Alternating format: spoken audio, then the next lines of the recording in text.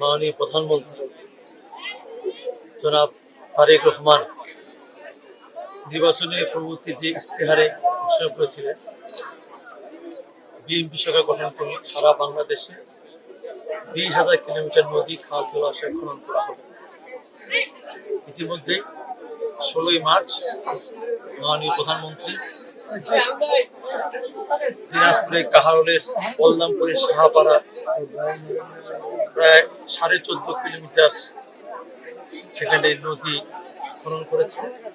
উদ্বোধনের মধ্য দিয়ে সেদিন একযোগে প্রায় 54 জেলায় খাল খনন কর্মসূচি, বিভিন্ন জেলায় দায়িত্বরত সরকারের মন্ত্রী এবং সরাসরি ডিসি সহ পানি সম্পদ মন্ত্রণালয় সহ অন্যান্য মন্ত্রণালয়ের যে কর্মকর্তা সেখানে উদ্যোগ করছিলেন। আমাদের আর যে কয়েকটি জেলা বাকি ছিল, গতকালকে আমরা ঠাকুরগাঁ জেলায় মাননীয় মহাসচিব সে উদ্যোগ করেছি।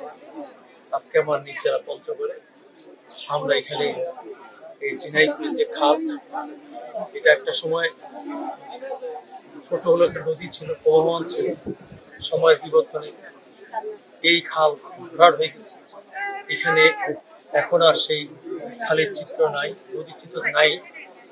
আমাদের পানি সম্পদ মন্ত্রণালয় আজকের এই সুবোধের মধ্য দিয়ে এখানে প্রায় 3 কিলোমিটারের কাছাকাছি এই যে খালটি, এর মধ্য দিয়ে প্রায় 15,000-এরও বেশি মানুষ এই যে এখানে বন্যার সময় জলাবদ্ধতা বা শুকনো মৌসুমে মানুষের যে পানির প্রয়োজনীয়তা, সেগুলো কিন্তু এই খালটি যদি এখানে আমরা সংস্কার করে খনন করে এখানে পানিগুলো ধারণ এবং প্রবহমান রাখতে পারি, আমার বিশ্বাস আমরা যে উদ্যোগে আজকে সারা বাংলাদেশে নদী, খাল, জলাশয় খননের আমরা আজকে উদ্যোগ নিয়েছি, সেটা আমার সফল।